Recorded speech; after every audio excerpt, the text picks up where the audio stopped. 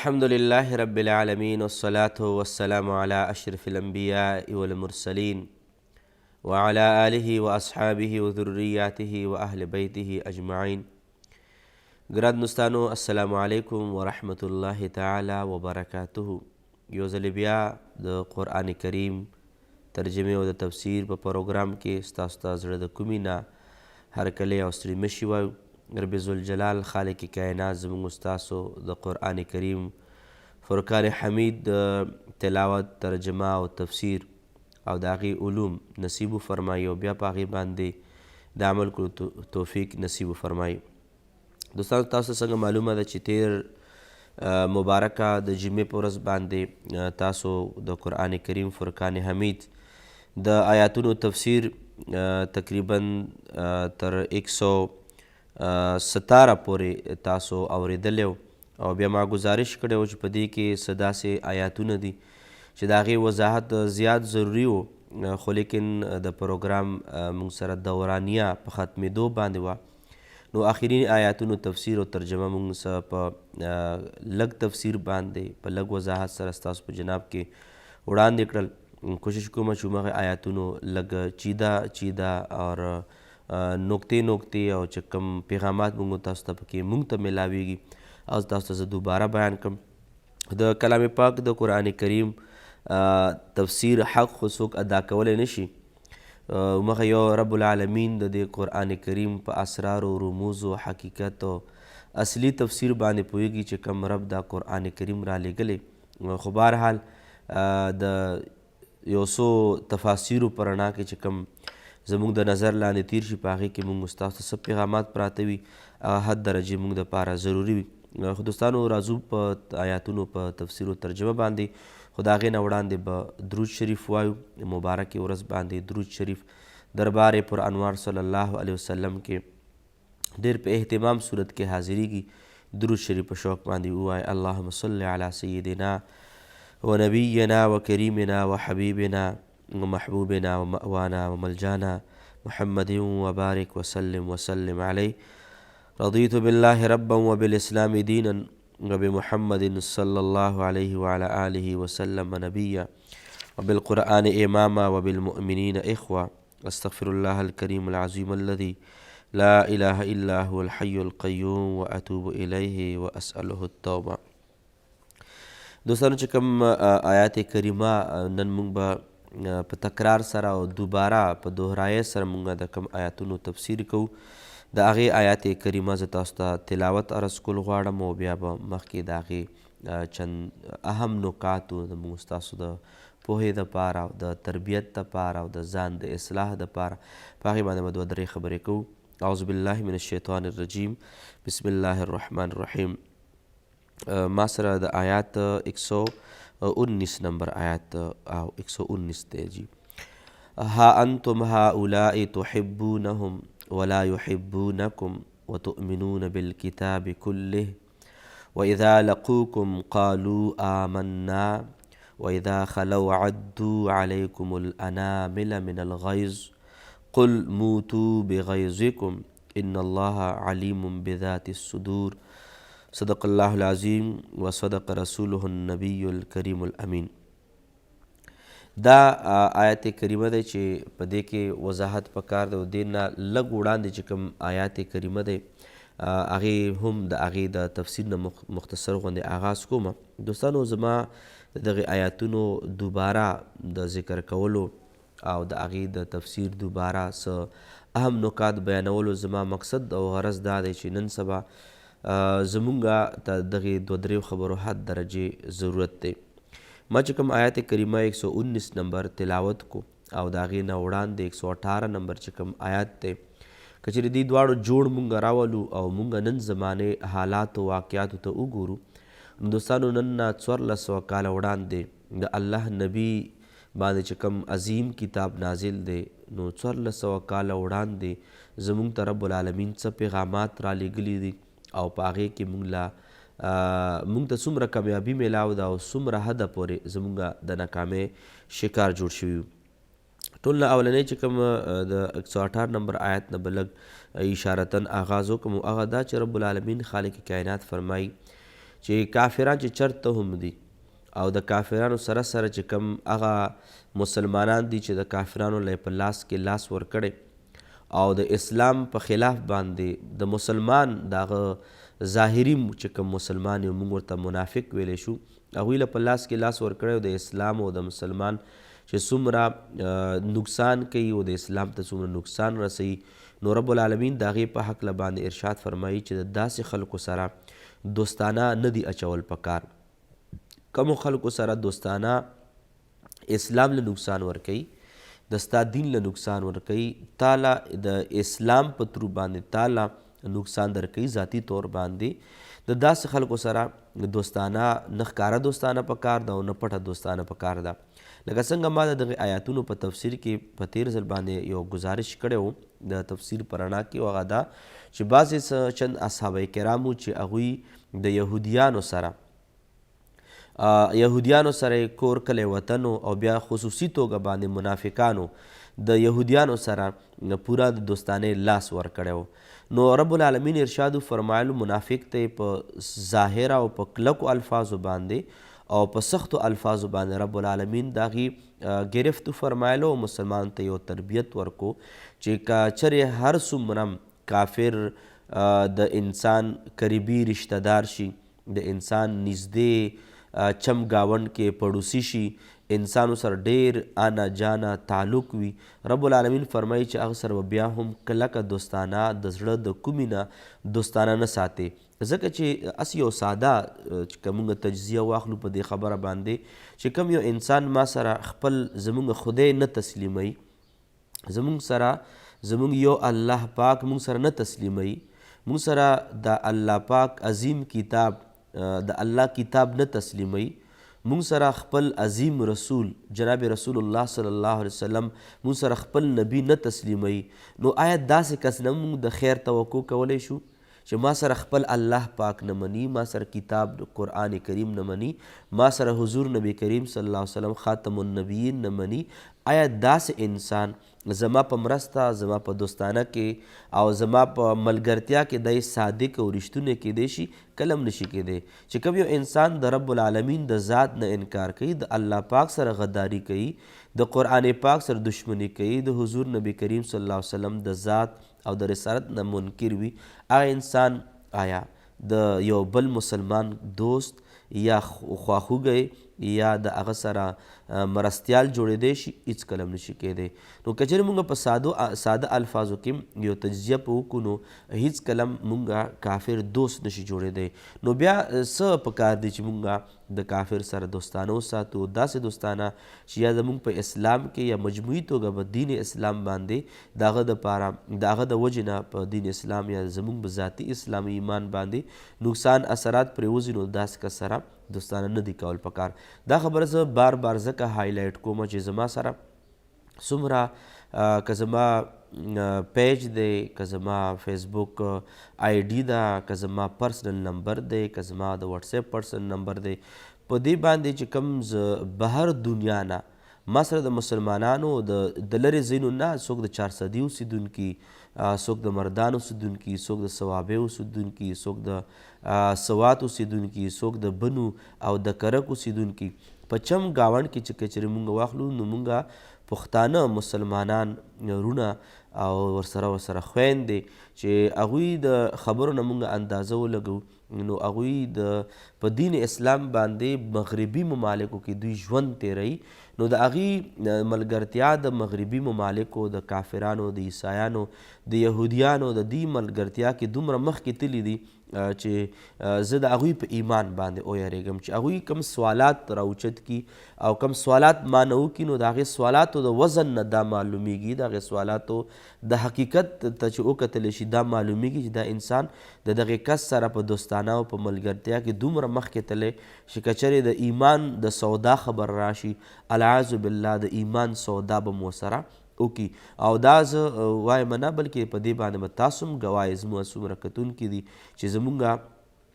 مغربي ممالکو کې څومره زموږ وروڼه دي زموږ بچي دي زموږ ورورونه دي زموږ څومره کزنز دي وغیره دوی تللي دي هلته د هغوی د ایمان د معیار چې کوم کمزوري راغلی ده په څه بنیاد باندې هلته دوستانه ملګرتیا د زړه د کومې نه یا د داسې جینۍ سره وي یا داسې هلک سره وي یا داسې دوست سره وي چې د هغې د وجې نه زموږ د هغې ځوانانو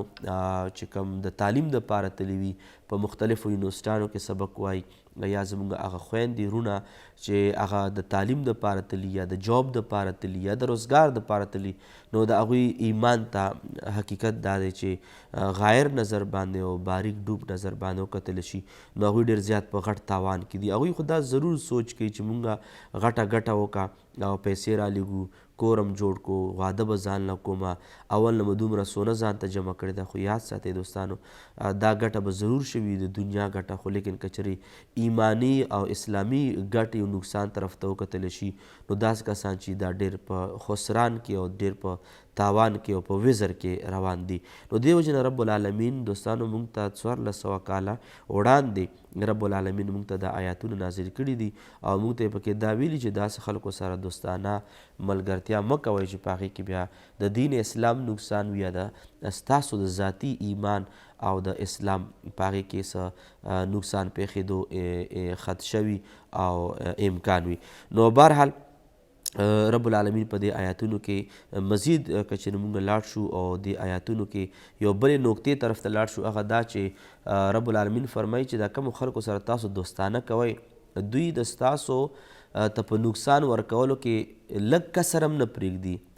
هغوی وایي چې دا الله د غضبونه چې په مسلمان باندې نازل شي چېرته قهر وي مسلمان باندې نازل شي چېرته زوال مسلمان باندې نازل شي موږ وګورو دا کافران یهودیان عیسایان څومره ځلې پاکستان باندې د مختلفو څیزونو د وجې نه پابندیانې لګېدلې وې بیا وروسته کولاو شي یا مثال موږ وګورو اسلامي نور ممالک وګورو په هغې باندې څومره مختلف قسمه په عالمي دنیا کې پابندیانې په لګولې کېږي چې د اټم دماکه به نه کوې فلانکي میزایل بغیر ایجاد نه تاسو د هغې تجربه وکړه تاسو باندې فلانکي پابندي لګي ډنګلی پابندي لګي دا څوک لګوي دا پابندیانې د هغه کافر لګوي هغه یهودي عیسایي لګوي چې کوم قرآن کریم کې نن نه مخکې موږ ته یو 9,000 کاله مخکې رب العالمین فرمایلی دي. ولې څنګه فرمایلی داسې چې څومره حده پورې مسلمان ته اسلام ته نقصان رسیږي کافر په هغې باندې خوشحالیږي او مسلمان ته چې فایده ملاویږي اسلام ته ترقي ملاویږي کافر په هغې باندې خفه کېږي چې کله زموږ پاکستان اټم دماکه وکړه په هغې هلته خو موږ غواړو خو چې کومه اوس موږ تجزیات ګورو نو اسلامي نقطه نظر باندې موږ باندې څومره پابندیان لګېدلې وي. مثال طور پر نور خالد بن ولید میزایل شو غوري میزایل شو د دې تجربات وشي نو په دنیا باندې په کافر باندې په انډیا باندې په نورو کافرانو هندوانو باندې عیسایانو او یهودیانو باندې څومره دهشت پرې وځي. رب العالمین قرآن کریم کې دا ټولې خبرې واضحه کړي دي چې مسلمان ته اسلام ته خیر ملاویږي قوت ورته ملاویږي برکت ورته ملاویږي ترقي ورته ملاویږي. رب العالمین فیصله ده چې کافر چې څوک مسلمان نه دی که هغه هر کیټیګرۍ والا کافر دی که یهودي کافر دی که عیسائی کافر دی که هندو کافر دی که مجوسی کافر دی هر یو کافر که روسی کافر دی مسلمان باندې به خفه کېږي خو که چېرې مسلمان ته نقصان ملاویږي نو کافر به په هغې باندې خوشحالیږي. دا د چا فیصله ده؟ د زما نه د رب العالمین د قرآن کریم فیصله ده. نو چې هر کله تر دې حده پورې زموږ سره د هغوی بغض دی حسد دی نو بیا ولې هغوی سره موږ داسې ملګرتیا وکړو چې کوم ملګرتیا کې زموږ د ایمان او د جان خطره وي. ها ما مخکې وضاحت کړی و چې که چېرې کافر سره معاملاتو خبره راشي یو معاملات دي دوستانه او یو معاملات دي خرید و فروخت لین دین تجارت کاروبار روزگار اسلام هغې اجازت ورکړی دی که یهودي سره کافر یهودي سره لین دین کې کاروبار روزگار ورسره کوي لکه څنګه خارجي پالیسیانې دي د پاکستان یا د نورو اسلامي ممالکو څه څیزونه اخلي څه څیزونه ورکوي ولا درآمدات برآمدات کېږي دا ټول معاملاتو کې راځي. معاملات د کافر سره جایز دي که هغه هر څوک دی هغې سره جایز دي خو لیکن چې کم معاملات دي یعنی کم د انسان دوستانه ده ملګرتیا ده هغې له په لاس کې لاس د ملګرتیا ورکول دي په دې څیز باندې رب العالمین گرفت فرمایلی دی او په دې باندې سختو الفاظو کې مسلمان الله د تربیت حکم ور فرمایلی دی. دوستانو راځئ د دغې آیاتونو مبارکو د 18 نمبر آیات نه به زه آغاز وکړم چې تاسو ته زما چې کوم پیغام مقصد او زما چې کوم بنیادي آواز او غږ تاسو ته رسولو د هغې تاسو په اسانو الفاظو باندې پوه شئ. رب العالمین خالق کائنات ارشاد فرمایي یا ایها الذین آمنو ای د ایمان خاوندانو لا تتخذوا بطانة تاسو منیسئ په پټې دوستانۍ سره من دونکم سوا د مسلمانو نه، یعنی کافران مسلمانان په کار دی چې مسلمانانو نه علاوه هغوی په پټې دوستانۍ سره ونه نیسي. ولې لا یعلونکم خبالا دوی د ستاسو ته په نقصان درکولو کې معمولی کسر هم نه کوي، یو ذره برابر هم کسر نه پرېږدي، خامخا تاسو نقصان درکوي. نو هر کله چې یو ذرې برابر کمی نه کوي د موږ ته په نقصان رسولو کې، نو بیا ولې په ظاهري خندا باندې موږ تیر وځو. ودو الله پاک فرمایي چې دا غور باندې واورئ، ودو ما عنتم یعنی دوی خوښوي هغه څیز لره ما عنتم چې کوم څیز تاسو په تکلیف کې اچوي، کم څیز چې مسلمان په تکلیف کې اچوي مسلمانان کافران په هغې باندې خوشحالیږي. موږ چې کم څیز کې تکلیف کې مبتلا کیږي اسلام و مسلمانان کافران په هغې باندې خوشحالیږي. قد بدت البغضاء من افواههم او د دوی چې کومه دشمني ده دوی د خلو نه ظاهره شوې ده، نو بیا پکې د دې خبرې څه امکان پاتې شو. وما تخفي صدورهم چې کومه دشمني د خولې نه ښکاره شوې ده اخواسم دشمني ده، خو الله فرمایي وما تخفي صدورهم اکبر او چې کوم څیز دشمني په زړه کې ساتلې ده د مسلمان دپاره دا د هغې نه ډېره سخته او غټه ده چې کومه د دوی د خلو نه ښکاره شوې ده. یعنی د کافر یو په خوله باندې د مسلمان او د اسلام دشمني ښکاره شوې ده، یو د مسلمان سره د کافر په زړه کې دشمني ده. الله پاک فرمایي چې دا کومه دشمني د ده نه ښکاره شوې ده دا خو وړه ده، چې کومه زړه کې درته ساتلې ده کومه دشمني کم بغض کم لالچ یې ساتلی دی، الله به فرمایي هغه تا ته چې کومه ښکاري دشمني د دې نه غټه دشمني تا ته په زړه کې ساتلې ده. دا څوک فرمایي؟ رب العالمین. سترګې نه دي پټول پکار، په دغې ټولو خبرو باندې غور کول پکار دي. دارنګ سیاستدانانو لم غور کول پکار دي، په ظاهري په لږ ډېر تعاون او په مدد باندې درآمدات برآمداتو باندې ځان سترګې نه دي پټول پکار، بلکې د قرآن کریم د پیغاماتو نه هم څه ناڅه سبق زده کول پکار دي. الله به فرمایي قد بینا لکم الآیات ما په واضحه طریقې باندې تاسو ته بیان کړي دي آیاتونه، ان کنتم تعقلون که چېرې تاسو عقل نه کار اخلی. یعنی الله پاک واضح آیاتونه بیان کړي، نشانې بیانې کړي دي، نو چې دې نه بعد هم انسان بې عقله شي او د کافر سره دوستانه کوي، نو بیا د کافر د مسلمان بې عقلي د ده دپاره باعث د خسران و نقصان او د تباهۍ جوړېدی شي. الله به فرمایي ها انتم هؤلاء دا هغه خلک دي تحبونهم چې تاسو ورسره محبت کوئ د دوی سره، ولا یحبونکم دوی ستاسو سره محبت نه کوي، او که چغې درته وایي دا دروغ وایي، زړه کې محبت نشته. وتؤمنون بالکتاب کله او تاسو په ټول د الله کتاب باندې ایمان راوړی دی او راوړی تاسو. واذا لقوکم او کله چې تاسو د دغې منافقانو سره چې کوم ظاهري مسلمانانو د یهودیانو عیسایانو له دوستانۍ لاس ورکړی، کله دوی تاسو سره ملاو شي قالو آمنا دوی د ایمان چغې وایي چې بس جی مونږ خو ایماندار یو. واذا خلو او کله چې تاسو نه جدا شي او ستاسو نه په ډډه شي عدو علیکم الانامله دوی چکونه لګوي په خپلو ګوتو باندې من الغیظ د زیاتې غوسې د وجې نه، یعنی په تاسو باندې غوسه کیږي. الله به فرمایي قل موتو بغیظکم تاسو ورته وفرمایئ چې په دا خپله غوسه کې مړه شئ. انسان چې کله غوسه شي نو ګوته باندې چک لګوي. الله به فرمایي دا تاسو نه چې کله جدا شي دومره بغض او حسد یې در سره چې ګوتو باندې د ډېرې غوسې د وجې نه چکونه لګوي. الله پاک محبوب کریم ته فرمایي ته ورته وفرمایه چې په دا خپله غوسه کې مړه شئ، اسلام ته نقصان نشي رسولی. ان الله علیم بذات الصدور الله پاک چې دی دا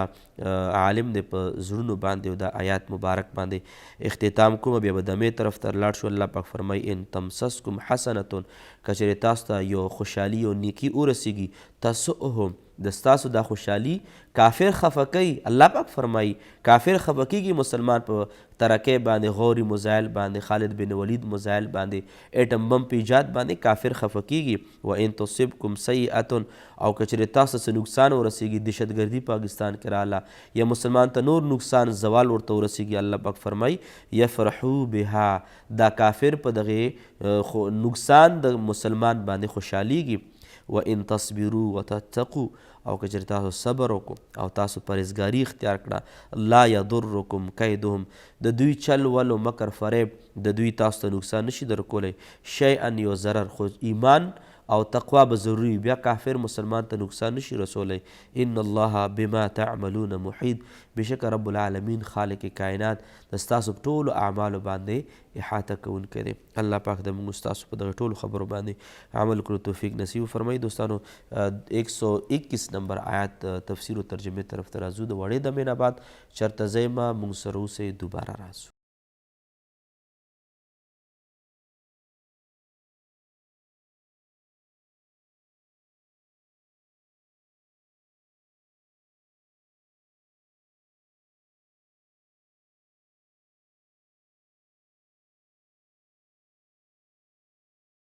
دوستانو یو ځل بیا السلام علیکم ورحمت الله تعالی وبرکاته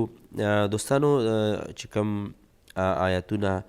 اوس د دې دمې نه بعد آغاز کوو په دې کې خو زه به دا ووایم چې یو لوی تاریخ پروت دی او په هغې تاریخ باندې تفصیلي گفتگو به لږه ګرانه شي ځکه چې دا ټولې خبرې به بیا پاتې شي د ترجمې او د تفسیر د آیاتونو والا خو زه به په لنډو الفاظو کې زه تاسو پوه کړم او بیا به انشاءالله دغه آیاتونو په تفسیر باندې راځو کوشش به کوم چې په خپلو ساده او په لنډو الفاظو کې د آیات تفسیر او تمهیدي کلمات وړاندې کوم دوستانو اسلام د سربلندۍ دپاره حضور نبی کریم صلی الله علیه وسلم په دور کې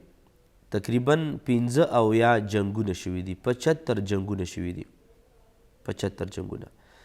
په دغې 75 جنګونو کې نبی پاک صلی الله علیه وسلم تقریبا په 29 جنګونو کې خپله حاضر شوی او باقي چې کوم جنګونه دي په دې کې نبی پاک صلی الله علیه وسلم مبارک اصحاب کرام کمانډران جوړ کړي مشران جوړ کړي په هغې کې اصحاب کرام په قیادت کې جهادونه شوي دي خو نبی پاک صلی الله علیه وسلم مبارک په زمانه کې تقریبا 15 جهادونه جنګونه شوي دي په دې کې په غټه سطح باندې وکتلی شي د ټول نه اولنی جهاد دا په 2 هجرۍ کې نبی پاک صلی الله علیه وسلم 14 کاله مکه معظمه کې تیر کړي او تقریبا 10 کاله نبی پاک صلی الله علیه وسلم مدینه منوره کې تیر کړي چې کله 14 کاله د هجرت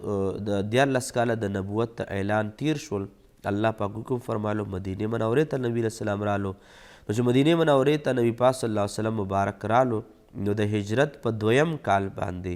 یو غټه معرکه وشوه چې هغې معرکې او هغې جهاد ته جنگ بدر ویلی شي بیا په 3م کال د هجرت باندې یو بله غټه معرکه وشوه چې هغې ته جنگ احد وایي نور بنیادي طور باندې وړې معرکې وړې جګړې جهادونه خو شوي وو د جنگ بدر نه وړاندې شوي وو لکه څنګه کتاب المغازي کې د دې تفصیلي ذکر دی خو لیکن چې کوم اسلامي اولنۍ لړاکه وه او ډېر لویه جګړه وه او جهاد و هغه غزوه بدر و جنگ بدر و او 2م نمبر چې کومه لویه جهاد و هغه غزوه احد و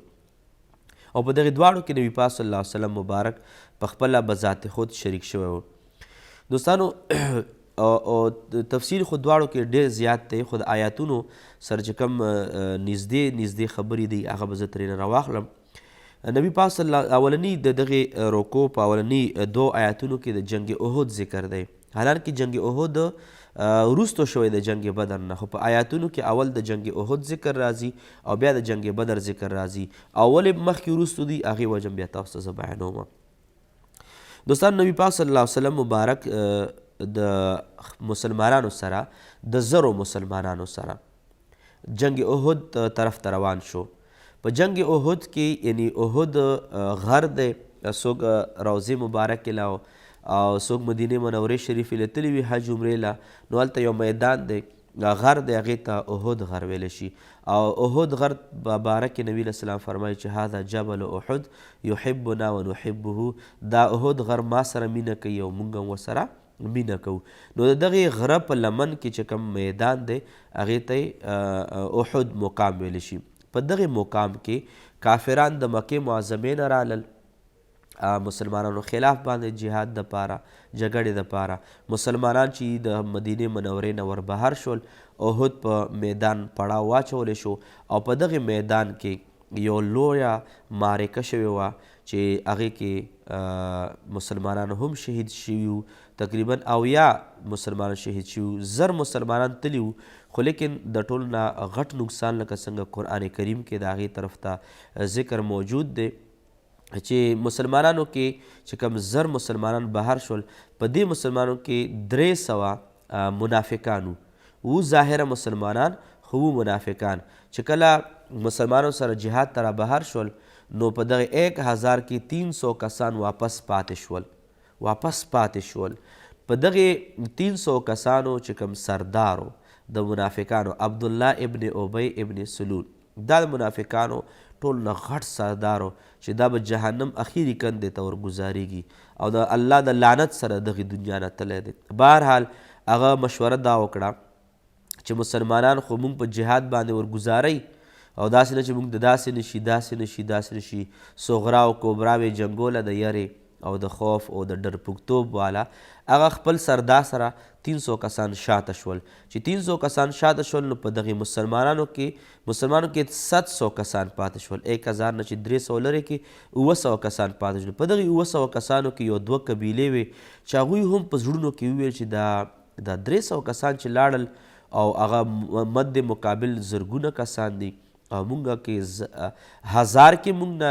300 لاړل او 900 پاتې شو، هسې نه چې مونږ ته نقصان میلاو نه شي. هغوی هم داسې لږه ډېره اراده وکړه چې مونږ به هم پاتې شو، خو لیکن الله پاک د هغوی زړونه مضبوط کړل. منافقانو سره پاتې نه شول، مسلمانانو سره پاتې شول.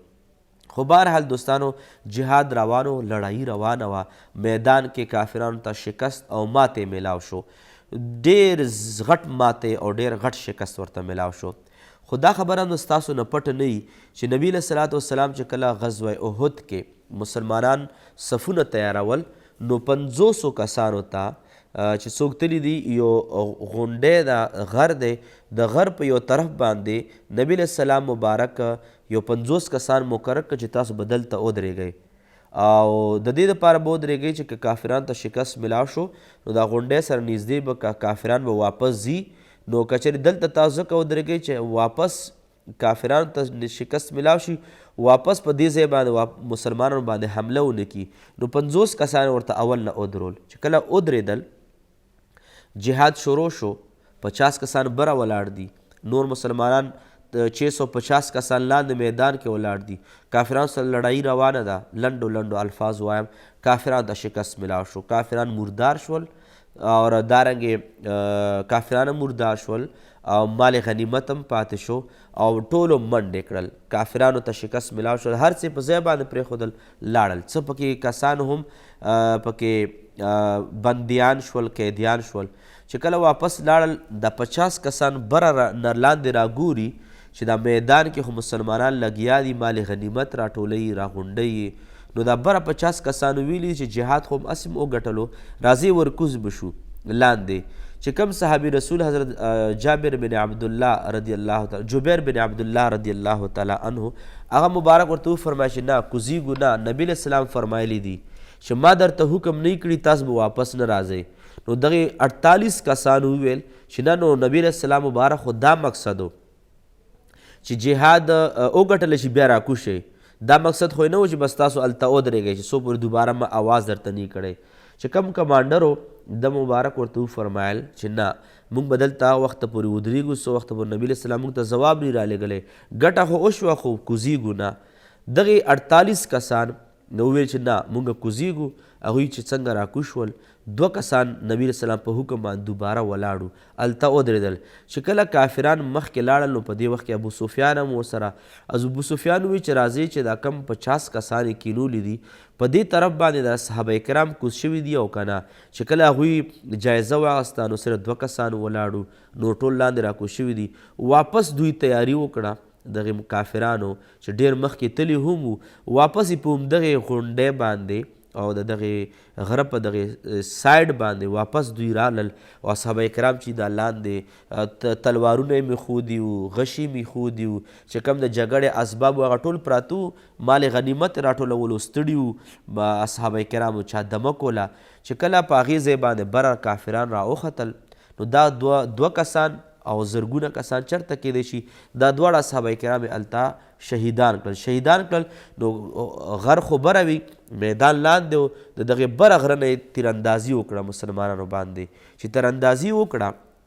اصحابه کرامو خو هغې وخت کې تیر او کمانونه او تلوار او ډالونه دا هر څه پراته وو هغوی د جهاد په موډ کې نه وو نو هغوی چې کله دوباره حمله وکړه مسلمانانو بې لاس او بې خپې ګیر کړل نو په دې وخت کې اصحابه کرامو ته یو غټه دچکه میلاو شوه اصحابه کرامو ته ډېر تکلیف او زخم میلاو شو په دې وخت کې 70 اصحابه کرام چې د جام شهادت نوش کو او اصحابه کرامو کې یو ګهرام مچاو شو او منډې ترډې جوړې شوې اصحابه کرام باندې خوف رالو یره په راغله او څوک یو طرف ته څوک بل طرف ته او غرض دا چې نبي علیه السلام مبارک هم اصحابه کرامو په څو کسانو کې احد غر باندې وختو او کافرانو په هغې مبارکو باندې هم ګزارونه وکړل نبي علیه السلام پکې غاښونه مبارک شهید شول چې یو ځان له تفصیل دی بیا اصحابه کرامو نبی پاک صلی الله علیه وسلم مبارک حضرت طلحه رضی الله تعالی عنه دارنګې نور ابو بکر صدیق رضی الله تعالی عنه د هغې مکمل دفاع وکړه ډېر اصحابه کرام شهیدان شول ډېر زخمیان شول د دغې یو خبرې د وجې نه نو غرض مو دا دوستانو چې قرآن کریم په دغې دوو آیاتونو کې تقریبا بیا وروسته هم یو آیات راځي په هغې کې د جنګ احد ذکر موجود دی نو رب العالمین په دغې دوو آیاتونو کې د دغې واقعې طرف ته اشاره کړې ده دوستانو ما دا چې کومه واقعیت تاسو ته ذکر کړه دا نمونه خوروار خبره ده چې آټې نمک کې برابر نو چې کوم د مالګې حیثیت دی ما تاسو ته بیان کو نور چې کوم تفصیلي گفتگو ده انشاءالله په قرآن مجید کې په مختلفو ځایونو کې د دې واقع ذکر موجود دی انشاءالله چرته بیا راشي هلته بیا موږ تفصیل بیانو خو دا لږ تفصیل ما د دغې آیاتونو د پوهې دپاره برابر کو نبي پاک صلی الله علیه وسلم مبارک د جهاد دپاره صفونه برابرول رب العالمین د هغې طرف ته حکم فرمایي او د موږ ستاسو ته یو قسم ته پیغام راکوي چې د دین اسلام دومره په اسانه باندې نه راغلی نو ځکه رب العالمین فرمایي و اذ او یاد که هغه وخت یا رسول الله وسلم غدوته چې په سحر کې ته ووتې من اهلکه د خپل کور نه څه دپاره تبوئ المؤمنین چې ته برابر کې مؤمنان لره مقاعد مورچې للقتال دپاره جهاد یا رسول الله ته په سحر کې ووتې د اصحابه کرام مورچې ته برابرولې صفونه ته برابرول والله سمیع علیم الله په ښه اورېدونکی ښه علم والا دی بیا ما تاسو ته عرض وکړو دوستانو چې 300 کسان د منافقانو واپس شول بیا په مسلمانانو کې 2 ډلې د هغوی سره کېدو واله وې خو الله پاک د هغې زړونه مضبوط کړل هغې 2 ډلو طرف ته الله پاک اشاره فرمایي اذ همت کله چې اراده وکړه طائفتان 2 ډلو منکم د ستاسو نه ان تفشله چې تاسو وتښتئ یعنې د تښتې اراده مو وکړه چې دغې 300 کسانو سره موږ هم لاړ شو په مسلمانانو کې 2 ډلې وې الله به فرمایي والله ولیهما الله پاک دغې دواړو ډلو مددګارو زړونه یې وله مضبوط کړل او د دوی په زړونو کې دا راغله چې منافقانو سره نه تښتو نبي پاک مبارک باندې به ځان هم قربانو په دین باندې وعلى الله فلیتوکل المؤمنون او په کار دی چې په هر ځای کې په هر مقام کې مؤمنان په الله پاک باندې توکل او بروسه وساتي دا د جنګ احد مختصر غوندې تذکره دغې 2 آیاتونو په رڼا کې آینده چې کوم آیاتونه دي په دې کې جنګ بدر ذکر دی د هغې هم یو مختصر نقشه غوندې تاسو ته عرض کول غواړم د مې طرف ته ځو د مې نه بعد دوباره راځو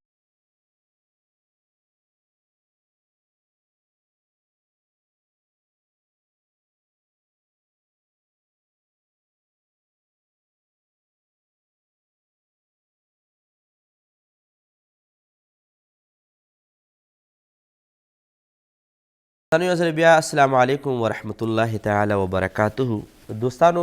مونږ د جنگ احد مختصر یو نقشه پیش کا آیاتونو په تناظر کې اوس چې کوم د دمې نه بعد کوم آیاتونه وایو نو په دې کې د جنگ بدر ذکر شوی دی لکه څنګه ما مخکې عرض وکړو چې د اسلامي د هجرت په 2م کال باندې د ټولو نه اولنۍ اسلامي معرکه شوې وه په رمضان کې شوې وه او تقریبا 17 رمضان مبارک باندې د رمضان کریم په 28م ورځ باندې دا شوې وه چې هغې کې بیا سفرونه شوي وغیره یو ځان له تفصیل لري خو بهرحال د مسلمانانو اولنۍ اسلامي معرکه جهاد جنگ بدر شوی په جنگ بدر کې دوستانو مسلمان 314 کسانو، کافران 1000 کسانو. د 1000 کسانو مقابله وه د خالص سوچه د 314 مسلمانو سره. د تقریبا د مدینې منورې شریفې نه په فاصله کې یو میدان دی، په هغه میدان کې یو کوی دی. هغې کوی د وجې هغې کوی د یو کسو چې هغې بدر نوم و، د هغې کوی مشهور شو په بدر کوی باندې. بیا هغه کوی د وجې نه هغه میدان په بدر باندې د بعضې روایتو د تفسیر مطابق. خو بهرحال چې کم لکه څنګه د احد میدان و دارنګې د بدر یو میدان و، کافرانو اراده وکړه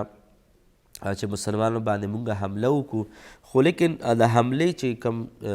مختصر غوندې چې صورت انفال کې بیا تفسیر راځي 9مه سپاره کې، زه به لنډو الفاظو دا ووایم چې کافرانو یو قافله تلې وه شام طرف ته د تجارت دپاره. مسلمان ته پته ولګېده، مسلمانانو د کافرانو د دغې ابو سفیان په نگرانۍ کې دا ډله واپس شوه، دا قافله واپس کېده. مسلمانانو له مخې له ورلل چې دا قافله موږ سره هر ځل زیاتې ظلم کړی او دوی د جهاد سامانونه ځان سره وړي، سبا له په موږ باندې استعمالوي. نو دوی نه به په لار کې دا قافله چې کوم جهادي سامان راوړی، جنگي سامان راوړی، دا موږ ترېنه واخلو او دوی موږ سره هر ځل ظلم کړی د اسلام په خلاف باندې، نو دوی به کمزوري شي. مسلمان هلته لاړل، بس الله پاک فیصله داسې وه چې هغوی په بل طرف باندې تاو شول. قافله د مسلمانانو په لاس باندې رانغله. ابو سفیان ابو جهل ته چې مکه معظمه کې هغې ته ځواب ولېږلو چې مسلمانان د موږ د خلاف باندې راوتي دي، تاسو راشئ موږ هغې نه بچ کئ. خو لیکن هغوی پالسي اختیاره کړه، کوم ځای کې اصحابه کرام ناست وو هغوی لار بدله کړه، په بله باندې لاړل. کافرانو ابو سفیان قافله د مسلمانانو د لاس نه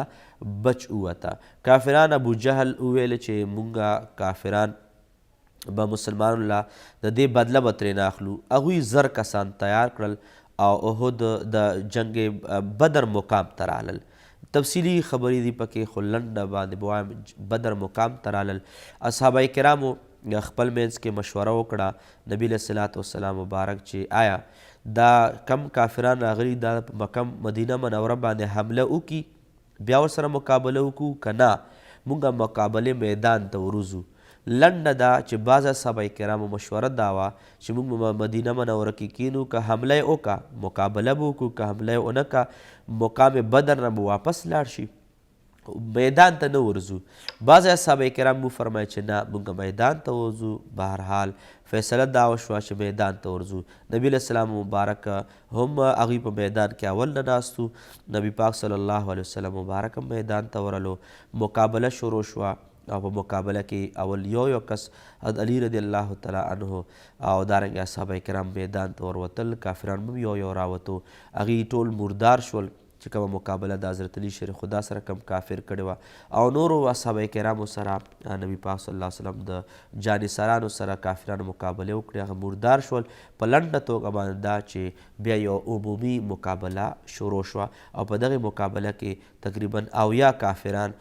مردار شول چې په هغې کې سرکرده کافرانو کې ابو جهل هم مردار شو. ابو جهل 2 ماشومانو مردار کړی و او د هغې تفصیل هم ډېر زیات دی. خو بهرحال مسلمانانو مقابله وګټله، کافران مردار شول، وتښتېدل، ډېر مال غنیمت میلاو شو او تقریبا 80 قیدیان غلامان میلاو شول. مسلمانانو ته ډېر عظیمه ترقي میلاو شوه، عظیم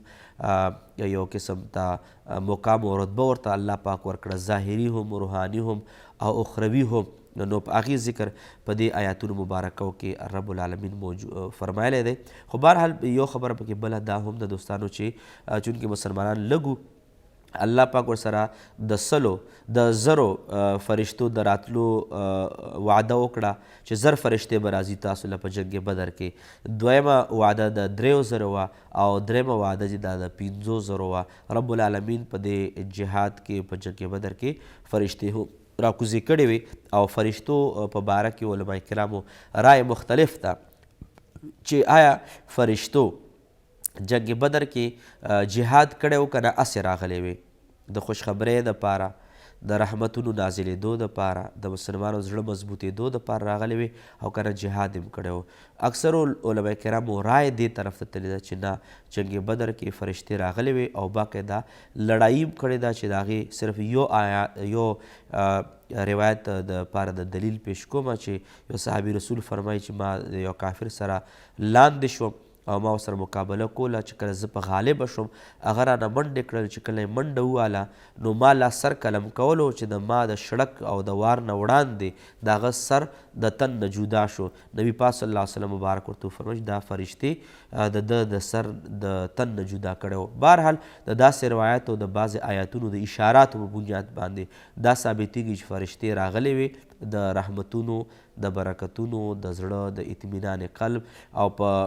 مسلمانان ثابت قدم کولو سره سره د دې دپاره هم راغلی وي چې صحابه کرامو سره یې باقاعده په جهاد کې حصه اخیستې وه. نو دوستانو په دې آیاتونو کې د جنګ بدر د دغې فرشتو د راتلو ذکر موجود دی. نو او دا لړۍ ډېره عظیمه لړۍ وه او د دغې لړۍ ته الله پاک او رسول پاک ډېر په درناوي سره کتلي دي چې 314 بیا په صحابه کرام پکې تقریبا 14 صحابه کرام پکې شهیدان شوي. خو بهرحال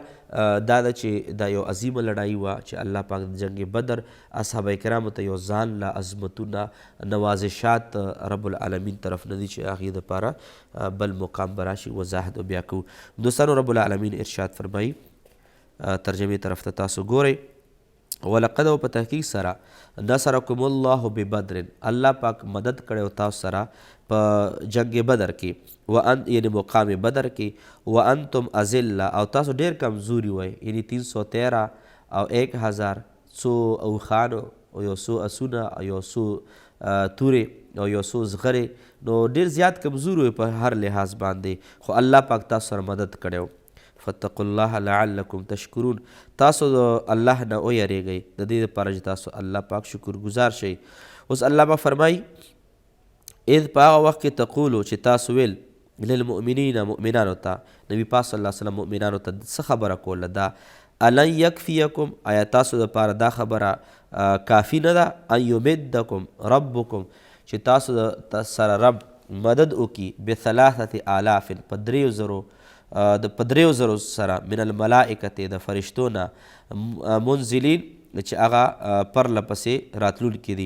نو یعنی الله پاک نبي پاک صلی الله علیه وسلم مبارک ته حکم وفرمایه چې فرشتو ته وفرمایه صحابه کرامو ته وفرمایه چې تاسو پر دا کافي نه ده چې 3,000 فرشتې پرله پسې نازلېدونکي وي او راتلونکي فرشتو سره الله پاک تاسو سره مدد وکړي آیا تاسو لپاره دا خبره کافي نه ده؟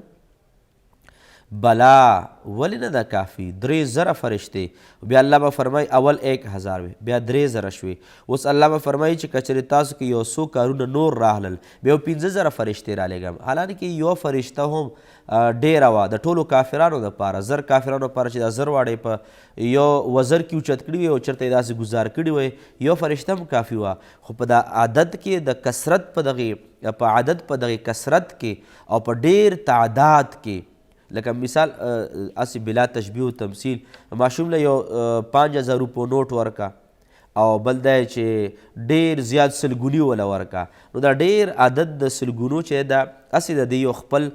روب وي. نو بهرحال رب العالمین ځکه ډېرې فرشتې په دې عدد کې یو خپل یو روب پروت دی یو اطمینان قلب پکې پروت دی. الله به فرمایي ان تصبرو کچرې تاسو صبر وکړو وتتقو او تاسو تقوا او پرهیزګاري اختیار کړه ویأتوکم من فورهم او دا کافران حمله وکړي په تاسو باندې اچانک هذا یمددکم نو په دې وخت کې به الله مدد وکړي تاسو سره مدد به وکړي تاسو سره ربکم رب د ستاسو ب5,000 من الملائکه د 50,000 د فرشتو نه 15,000 فرشتې به الله راولېږي. کچرې تاسو صبر وکړو ثابت قدمیم په جنگ بدر کې اختیار کړه 15,000 فرشتې به راشي مصومین چې هغه به نشاندارې به وي. او الله به فرمایي دا فرشتې ما ولې رالیږلي وما جعله الله او الله پاک دا فرشتو دا راتلل او دا راتګ او راکوزول نه دي ګرځولي الا مګر ګرځولي دي فرشتو راتلل بشرا خوشخبری لکم د ستاسو دپاره ولتطمئن قلوبکم به او د دې دپاره چې تاسو زړونه د فرشتو په راتلو سره مطمئن شي. نو خوشخبري ده چې جهاد به ستاسو ګټئ او اطمینان قلب دی چې انشاءالله العزیز ستاسو به مضبوط یې او د ستاسو په دغې دین اسلام د قربانۍ دپاره به تیار یې او همیشه په دې باندې ولاړ یې. ومن نصر الا من عند الله او نه دی مدد مگر جانبه د الله پاک نه دی العزیز الحکیم چې هغه الله پاک ډېر د غلبې والا اختیارمند دی الحکیم او ډېر زیات د حکمت والا دی. اوس الله پاک دومره سخت شکست کافرانو ته ولې ورکړو؟ الله پاک فرمایي لیقطع طرفا من الذین کفروا د دې دپاره چې کټ شي د دې لپاره چې الله پاک کټ کړي طرفا یو طرف یو ساید من الذین کفروا دا کسان نه چې کوم کافران شوي دي یعنی الله پاک یو ډله طرف یعنی یو ډله الله پاک یو ډله د کافرانو نه الله پاک د یو طرف د کافرانو نه کوتره کی کټې کی لیقطع کټې کی کوترهی کی طرفا یو ډله یو طرف یو ساید من الذین کفروا چې هغه کسانو چې کوم کافران دي او یک بیتهم او یا الله پاک ذلیل او خوار کی دوی لره فینقلبو خائبین نو دوی به وګرځي نامراد ده خائب نامراد ده یعنی نقصان اوچتونکی خائب چې څه ارادې وي هغه ارادو کې ناکام ته خائب ویلی شي. نو رب العالمین خالق کائنات په دې آیاتونو مبارکو کې د جنگ بدر طرف ته اشاره ده. دوستانو وخت مونږ سره بیا لږ مختصر دی که چېرې زه دې آیات چې کوم مخکې آیات دی که دا شروع کول غواړم وخت مختصر دی اور په دې بل آیات کې بیا واپس د جنگ احد طرف ته یو اشاره ده چې د هغې دپاره لږ تفصیل ضرورت دی. انشاءالله العزیز موږ به دغې مخکې آیات تفصیل په روان جمعه کې بیانوو او په درس کې بیانوو. رب العالمین د موږ ستاسو له عمل کولو توفیق نصیب وفرمایي. شعبان درود شریف وایو مختصر دعا کوو اللهم صل علی سیدنا و مولانا محمد وبارک وسلم علیه یا رب العالمین. زموږ دا لیدل اورېدل ویل په خپل جناب کې قبول و منظور وفرمایي. رب کائنات زموږ د شهدای بدر شهدای احد او د مختلفو غزواتو د شهداو په خاطر باندې یا رب کریمه موږ له مرګ د شهادت را نصیب کړي. یا الله د خپل